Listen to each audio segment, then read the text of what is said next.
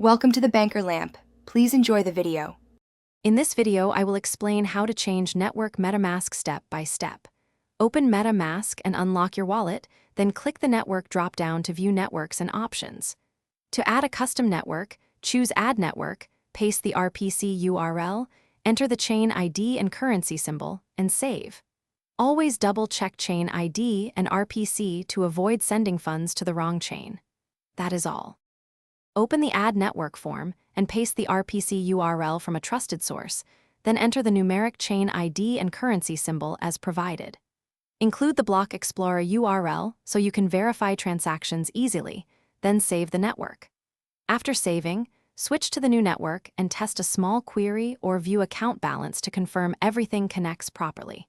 If you see errors, recheck the RPC and chain ID for typing mistakes. On Metamask Mobile, tap the network label to open the network list and choose Add Network to enter custom RPC details. If a transaction fails, first confirm you are on the correct network and check gas limits and gas price.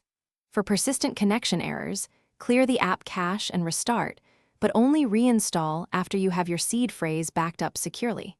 These steps reduce risk and help maintain access to your funds and dApps.